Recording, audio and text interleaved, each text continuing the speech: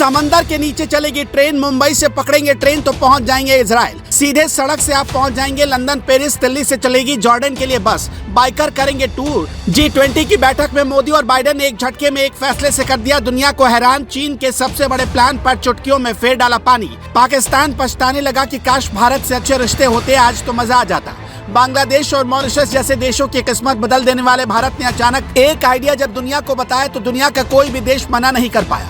19 देश 2 काउंसिल की बैठक में पीएम मोदी ने सिर्फ 3 बार टेबल पर मारा हथौड़ा, बोला ऑर्डर ऑर्डर ऑर्डर, और झटके में बदल गया दुनिया का ऑर्डर। बीच मीटिंग में मोदी ने कह दी ऐसी बात, रूस और अमेरिका भी मिलाने लगे हाथ। कमाल हो गया, धमाल हो गया, कामयाब हो गया G20। भारत ने दुनिया के 85% जीडीपी पर अधिकार रखने वाले देशों के सामने रुपए को कर दिया मजबूत। दुनिया बोली मोदी जी अब डॉलर में नहीं बल्कि हम रुपए में भी करेंगे कारोबार। मनाइए दिवाली, बांटिए मिठाई और कमेंट बॉक्स में लिख दीजिए भारत माता की जय, जय श्री राम। G20 के मंच से अमेरिकी राष्ट्रपति जो बाइडेन ने इंडिया और middle east Europe economic corridor का ऐलान करके चीन के वन रोड वन बेल्ट परियोजना की एक झटके में हवा निकाल दी। इसके साथ ही दुनिया में तेजी से उभरते भारत के बाजार को बुलेट की रफ्तार देने की उम्मीद जगा दी।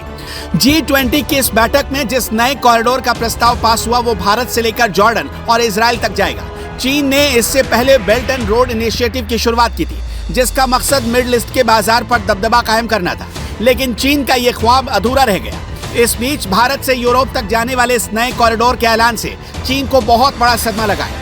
इसे भारत की बहुत बड़ी कामयाबी के तौर पर देखा जा रहा है। अमेरिकी राष्ट्रपति ने ऐलान कर दिया कि India middle east Europe economic corridor को दुनिया के 8 देश मिलकर बनाएंगे, जिसमें भारत की भूमिका अहम होने वाली है। ये भारत से इजराइल और यूरोप तक जाएगा। पीएम मोदी और जो बाइडेन के इस दाव से चीन के बाजार में भूचाल आ सकता है। इस कॉरिडोर का सबसे बड़ा फायदा भारत को होने वाला है।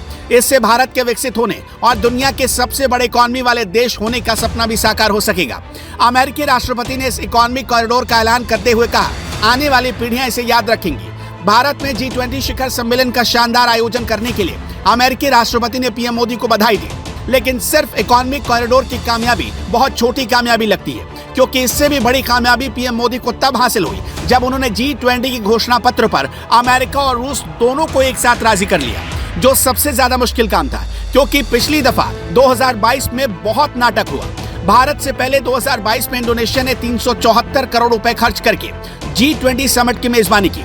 समिट के आखिरी दिन जब घोषणा पत्र जारी करने की बात आई तो रूस और अमेरिका में यूक्रेन की स्थिति को लेकर आपस में ठन गई। समिट को फेल होने से बचाने के लिए इंडोनेशिया के राष्ट्रपति जोको विडोडो ने डिप्लोमेसी का सहारा लिया। उन्होंने रूस के विदेश मंत्री सर्गेई लावरोव से मुलाकात की। जोको विडोडो ने लावरोव को घोषणा पत्र जारी होने से पहले ही वापस रूस चले जाने के लिए राजी कर लिया, लेकिन भारत ने इस चुनौती को चुटकियों में पार कर लिया। और इसलिए कहते हैं कि जो नामुमकिन को भी मुमकिन बना दे, उन्हीं का नाम है नरेंद्र दामोदर दास मोदी।